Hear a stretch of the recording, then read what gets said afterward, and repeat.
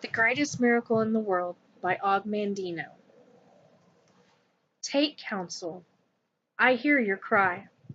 It passes through the darkness, filters through the clouds, mingles with starlight, and finds its way to my heart on the path of a sunbeam. I have anguished over the cry of a hare choked in the noose of a snare, a sparrow tumbled from the nest of its mother, a child thrashing helplessly in a pond, and a son shedding his blood on a cross. Know that I hear you also. Be at peace. Be calm. I bring thee relief for your sorrow, for I know its cause and its cure. You weep for all your childhood dreams that have vanished with the years. You weep for all your self-esteem that has been corrupted by failure. You weep for all your potential that has been bartered for security. You weep for all your talent that has been wasted through misuse. You look upon yourself with disgrace, and you turn in terror from the image you see in the pool. Who is this mockery of humanity staring back at you with bloodless eyes of shame? Where is the grace of your manner, the beauty of your figure, the quickness of your movement, the clarity of your mind, the brilliance of your tongue? Who stole your goods? Is the thief's identity known to you as it is to me? Once you placed your head in a pillow of grass in your father's field and looked up at a cathedral of clouds and knew that all the gold of Babylon would be yours in time. Once you read from many books and wrote on many tablets, convinced beyond any doubt that all the wisdom of Solomon would be equaled and surpassed by you, and the seasons would flow into years until, lo, you would reign supreme in your own Garden of Eden. Dost thou remember who implanted those plans and dreams and seed of hope within you? You cannot. You have no memory of that moment when first you emerged from your mother's womb, and I placed my hand on your soft brow, and the secret I whispered in your small ear when I bestowed my blessings upon you. Remember our secret? You cannot. The passing years have destroyed your recollection, for they have filled your mind with fear and doubt and anxiety and remorse and hate, and there is no room for joyful memories where these beasts habitate. Weep no more. I am with you, and this moment is the dividing line of your life. All that has gone before is like no more than that time you slept within your mother's womb. What is past is dead. Let the dead bury the dead. This day you return from the living dead.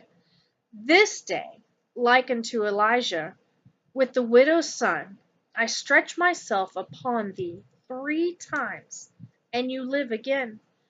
This day, like unto Elisha, with the Shunammite's son, I put my mouth upon your mouth, and my eyes upon your eyes, and my hands upon your hands, and your flesh is warm again.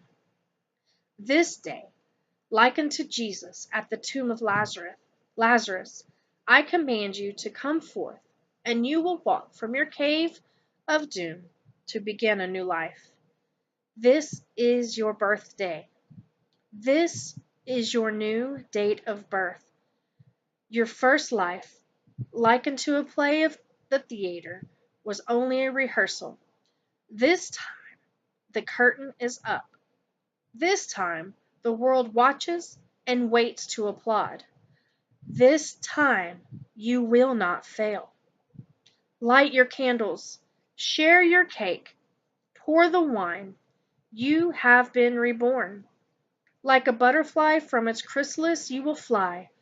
Fly as high as you wish, and neither the wasps nor the dragonflies nor mantids of mankind shall obstruct your mission or your search for the true riches of life. Feel my hand upon thy head. Attend to my wisdom. Let me share with you again the secret you heard at your birth and forgot. You are my greatest miracle. You are the greatest miracle in the world. Those were the first words you ever heard. Then you cried. They all cry. You did not believe me then, and nothing has happened in the intervening years to correct your disbelief. For how could you be a miracle when you consider yourself a failure at the most menial of tasks? How can you be a miracle when you have little confidence in dealing with the most trivial of responsibilities?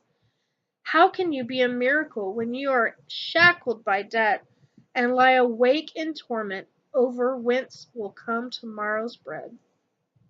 Enough! The milk that is spilled is sour. Yet how many prophets, how many wise men, how many poets, how many artists, how many composers, how many scientists, how many philosophers and messengers have I sent with word of your divinity, your potential for godliness, and the secrets of achievement? How did you treat them?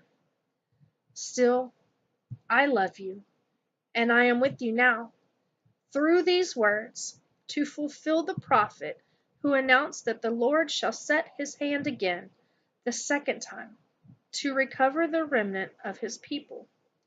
I have set my hand again. This is the second time. You are my remnant. It is of no avail to ask. Haven't you known? Haven't you heard? Hasn't it been told to you from the beginning? Haven't you understood from the foundations of the earth? You have not known. You have not heard. You have not understood. You have been told that you are a divinity in disguise, a god playing a fool.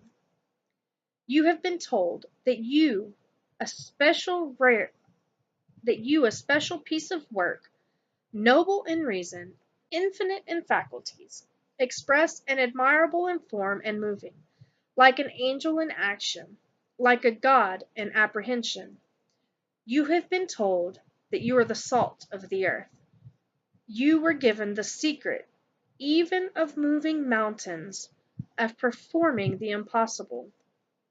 You believed no one. You burned your map to happiness. You abandoned your claim to peace of mind.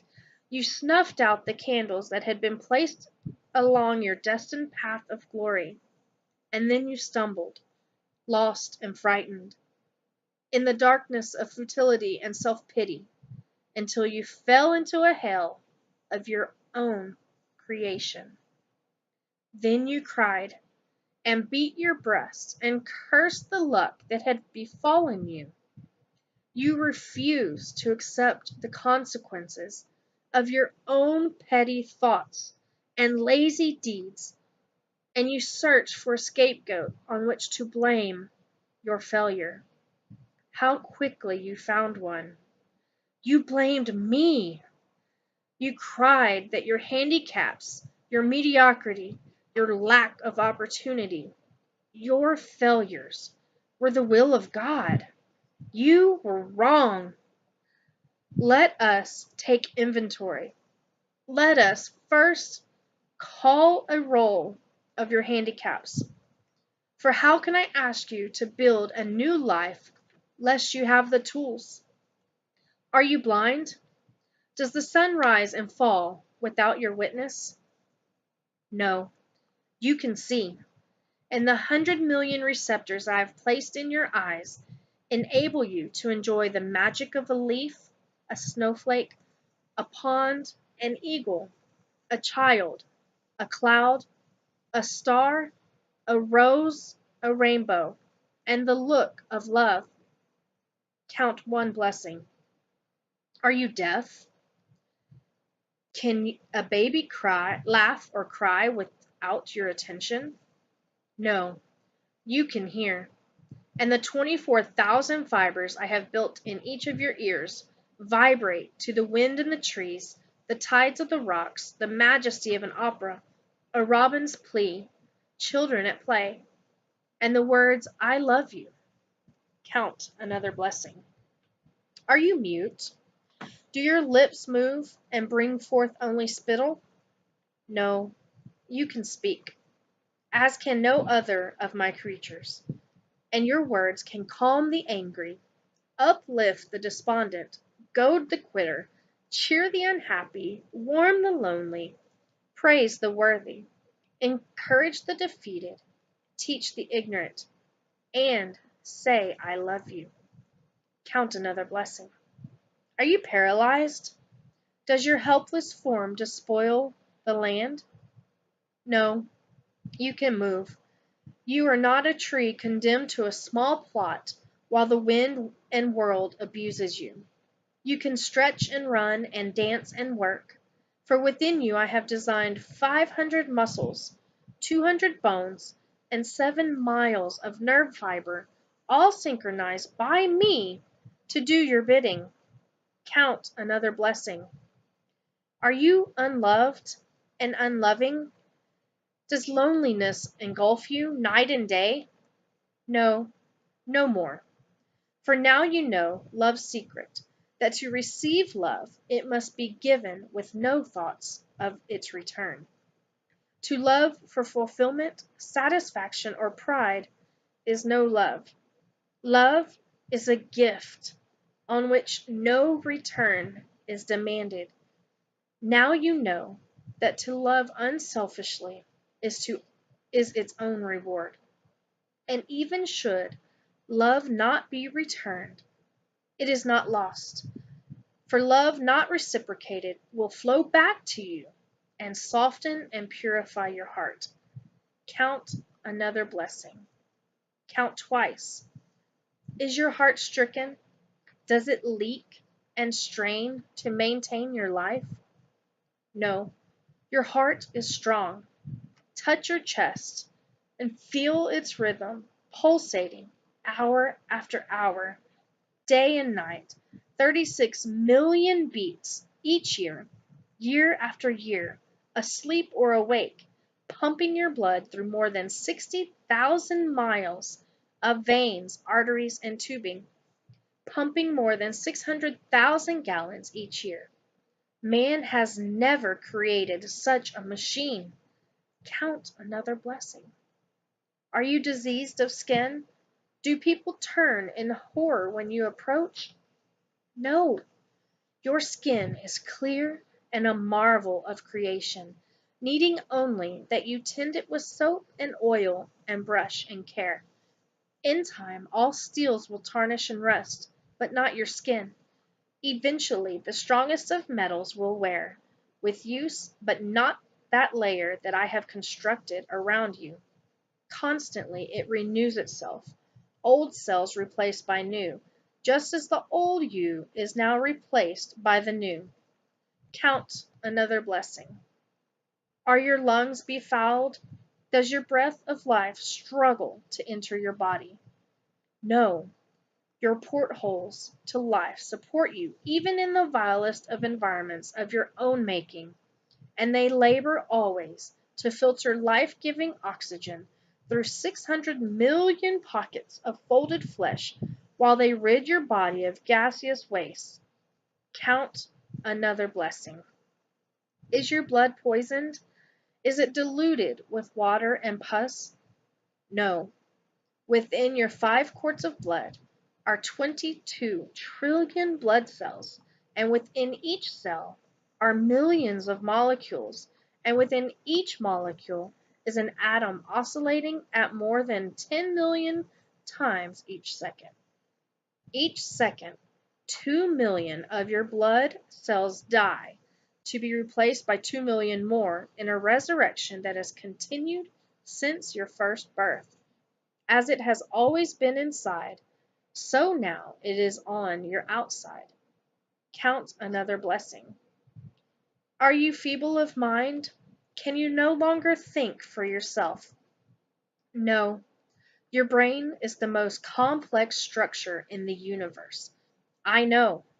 Within its 3 pounds are 13 billion nerve cells, more than 3 times as many cells as there are people on your earth, to help you file away every perception, every sound, every taste, every smell, every action you have experienced since the day of your birth. I have implanted within your cells no more than 1,000 billion protein molecules. Every incident in your life is there waiting only your recall. And to assist your brain in the control of your body, I have dispersed throughout your form 4 million pain-sensitive structures, 500,000 touch detectors, and more than 200,000 temperature detectors. No nation's gold is better protected than you. None of your ancient wonders are greater than you. You are my finest creation. Within you is enough atomic energy to destroy any of the world's greatest cities and rebuild it. Are you poor? Is there no gold or silver in your purse? No, you are rich. Together, we have just counted your wealth. Study the list. Count them again. Tally your assets. Why have you betrayed yourself? Why have you cried that all the blessings of humanity were removed from you? Why did you deceive yourself that you were powerless to change your life? Are you without talent, senses, abilities, pleasures, instincts, sensations, and pride? Are you without hope? Why do you cringe in the shadows, a giant defeated, awaiting only sympathetic transport into the welcome void of dampness of hell? You have so much. Your blessings overflow your cup, and you have been unmindful of them, like a child spoiled in luxury, since I have bestowed them upon you with generosity and regularity. Answer me. Answer yourself. What rich man, old and sick, feeble and helpless, would not exchange all the gold in his vault for the blessings you have treated so lightly? Know then the first secret to happiness and success, that you possess, even now, every blessing necessary to achieve great glory. They are your treasure, your tools with which to build, starting today, the foundation for a new and better life. Therefore, I say unto you, count your blessings, and know that you already are my greatest creation. This is the first law you must obey in order to perform the greatest miracle in the world, the return of humanity from living death. And be grateful for your lessons learned in poverty, for he is not poor who has little, only he that desires much. And true security lies not in the things one has, but in the things one can do without. Where are the handicaps that produced your failure? They existed only in your mind. Count your blessings. And the second law is like unto the first. Proclaim your rarity. You had condemned yourself to a potter's field, and there you lay, unable to forgive your own failure, destroying yourself with self-hate, self-incrimination, and revulsion at your crimes against yourself and others. Are you not perplexed? Do you not wonder why I am able to forgive your failures, your transgressions, your pitiful demeanor, when you cannot forgive yourself? I address you now for 3 reasons. You need me. You are not one of a herd heading for destruction in a gray mass of mediocrity. And you are a great rarity. Consider a painting by Rembrandt, or a bronze by Degas, or a violin by Stradivarius, or a play by Shakespeare. They have great value for two reasons. Their creators were masters, and they are few in number. Yet there are more than one of each of these. On that reasoning, you are the most valuable treasure on the face of the earth, for you know who created you, and there is only one of you. Never in all the 70 billion humans who have walked this planet since the beginning of time has there been anyone exactly like you.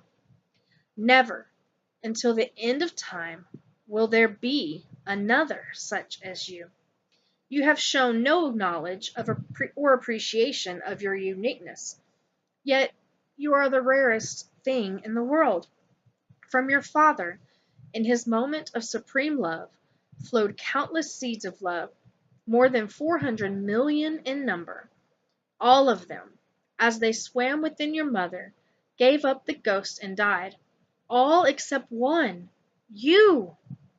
You alone persevered within the loving warmth of your mother's body, searching for your other half, a single cell from your mother, so small that more than 2 million would be necessary to fill an acorn shell. Yet, despite impossible odds, in that vast ocean of darkness and disaster, you persevered, found that infinitesimal cell, joined with it, and began a new life, your life. You arrived, bringing with you, as does every child, the message that I was not yet discouraged of man. 2 cells now united in a miracle.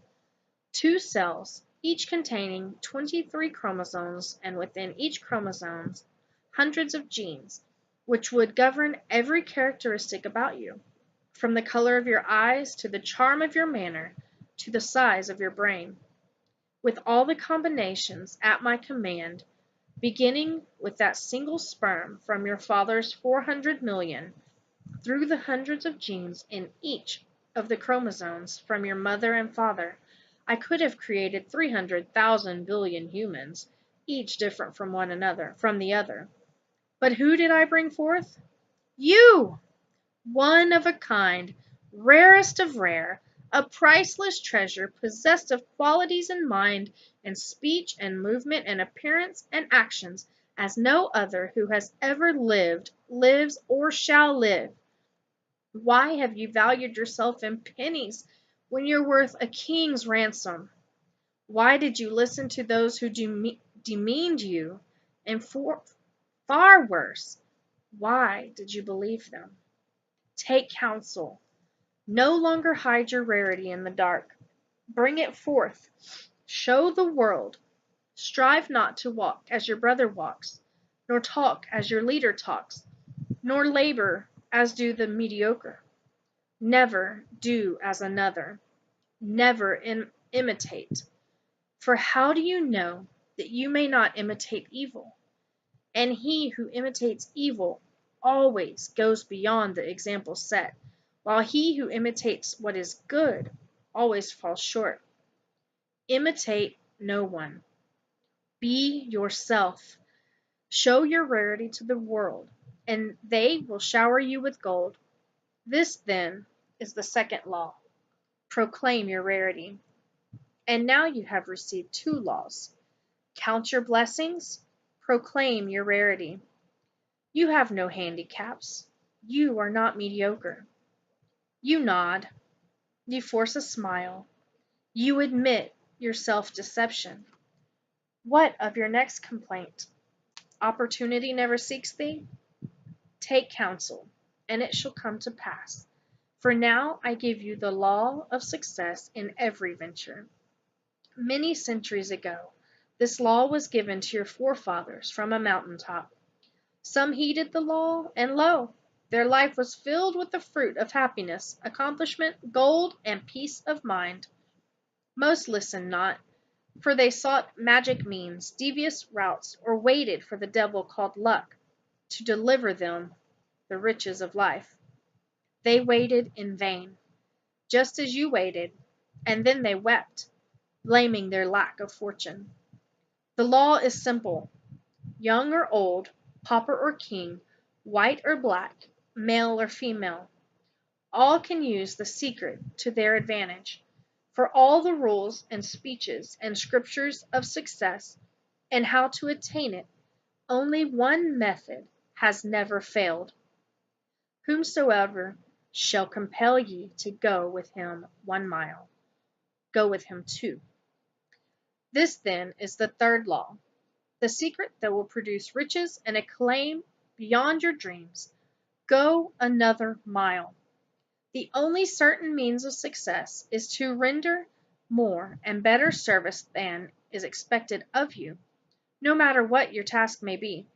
This is a habit followed by all successful people since the beginning of time. Therefore, I say it, the surest way to doom yourself to mediocrity is to perform only the work for which you are paid. Think not ye are being cheated if you deliver more than the silver you receive. For there is a pendulum to all life, and the sweat you deliver, if not rewarded today, will swing back tomorrow tenfold. The mediocre never goes another mile, for why should he cheat himself, he thinks, but you are not mediocre. To go another mile is a privilege you must appropriate by your own initiative. You cannot, you must not avoid it. Neglect it, do only as little as the others, and the responsibility for your failure is yours alone. You can no more render service without receiving just compensation than you can without the rendering of it without suffering the loss of reward. Cause and effect, means and ends, seed and fruit, these cannot be separated. The effect already blooms in the cause. The end pre-exists in the means, and the fruit is always in the seed. Go another mile. Concern yourself not.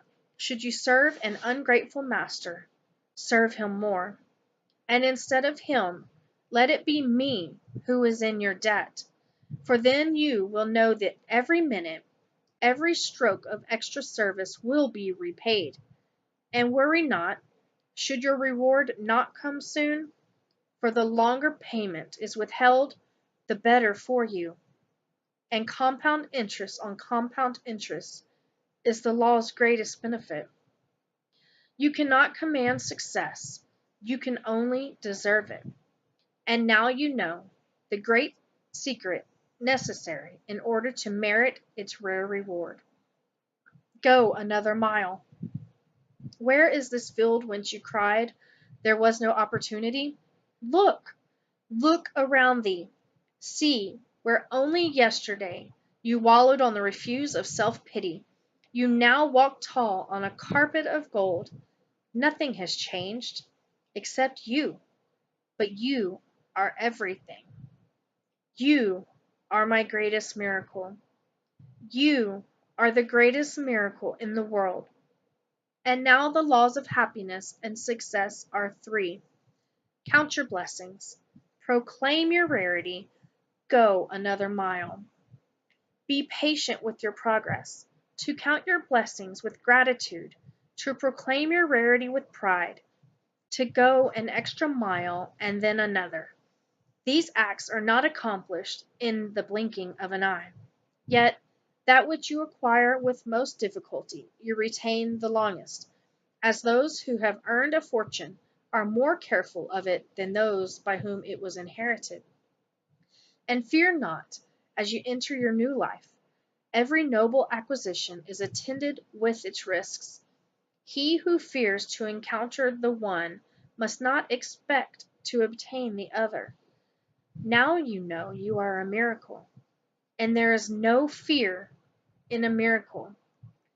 Be proud. You are not the momentary whim of a careless creator experimenting in the laboratory of life.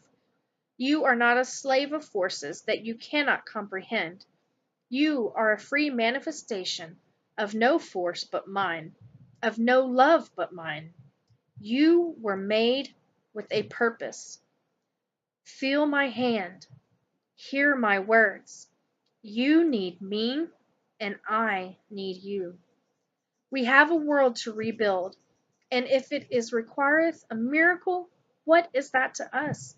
We are both miracles, and now we have each other. Never have I lost faith in you since that day when I first spun you from a giant and tossed you helplessly on the sands. As you measure time, that was more than 500 million years ago. There were many models, many shapes, many sizes, before I reached perfection in you more than 30,000 years ago. I have made no further effort to put on you in all these years. How could you improve on a miracle? You were a marvel to behold, and I was pleased. I gave you this world and dominion over it. Then, to enable you to reach your full potential, I placed my hand upon you once more and endowed you with powers unknown to any other creature in the universe, even unto this day. I gave you the power to think. I gave you the power to love. I gave you the power to will. I gave you the power to laugh. I gave you the power to imagine. I gave you the power to create. I gave you the power to plan. I gave you the power to speak. I gave you the power to pray. And I gave you the power to heal. My pride in you knew no bounds. You were my ultimate creation, my greatest miracle, a complete living being, one who can adjust to any climate, any hardship, any challenge, one who can manage his own destiny without an interference from me, one who can translate a sensation or perception, not by instinct, but by thought and deliberation into whatever action is best for himself and all of humanity. Thus we come to the fourth law of success and happiness. For I gave you one more power, a power so great, not even my angels possess it. I gave you the power to choose. With this gift I place you even above my angels, for angels are not free to choose sin. I gave you complete control over your destiny. I told you to determine for yourself your own nature in accordance with your own free will. Neither heavenly nor earthly in nature, you were free to fashion yourself in whatever form you preferred. You had the power to choose to degenerate into the lowest forms of life, but you also had the power, out of your soul's judgment, to be reborn in the higher forms, which are divine. I have never withdrawn your great power, the power to choose. What have you done with this tremendous force? Look at yourself. Think of the choices you have made in your life, and recall, now, those bitter moments when you would fall to your knees if only you had the opportunity to choose again. What is past, and now you know the fourth great law of happiness and success. Use wisely your power of choice. Choose to love rather than hate. Choose to laugh rather than cry. Choose to create rather than destroy. Choose to persevere rather than quit. Choose to praise rather than gossip. Choose to heal rather than wound. Choose to give rather than steal. Choose to act rather than procrastinate. Choose to grow rather than rot. Choose to pray rather than curse. Choose to live rather than die. Now you know your misfortunes were not my will, for all power was vested in you, and the accumulation of deeds and thoughts which placed you on the refuse of humanity were your doing, not mine. My gifts of power were too large for your small nature. Now you have grown tall and wise, and the fruits of the land will be yours. You are more than a human being. You are a human becoming. You are capable of great wonders. Your potential is unlimited. Who else among my creatures has mastered fire? Who else among my creatures has conquered gravity, has pierced the heavens, has conquered disease and pestilence and drought? Never demean yourself again. Never settle for the crumbs of life. Never hide your talents from this day hence. Remember the child who says, "When I am a big boy," but what is that? For the big boy says, "When I grow up," and then the grown-up says, "When I am wed." But to be wed, what is that after all?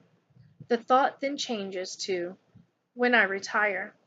And then retirement comes, and he looks back over it, and somehow he has missed it all, and it's gone. Enjoy this day, today, and tomorrow, tomorrow. You have performed the greatest miracle in the world.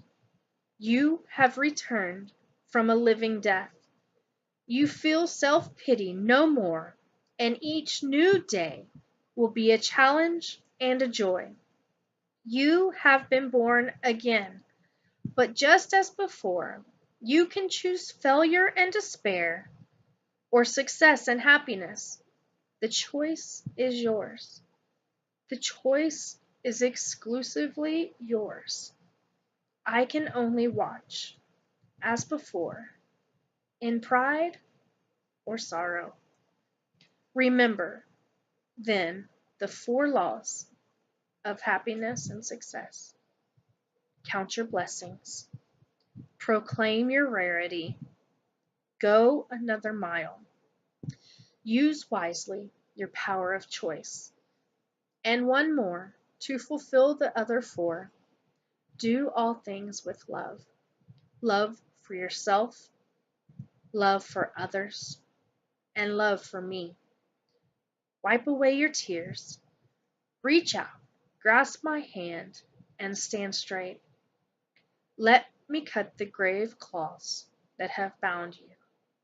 This day you have been notified. You are the greatest miracle in the world.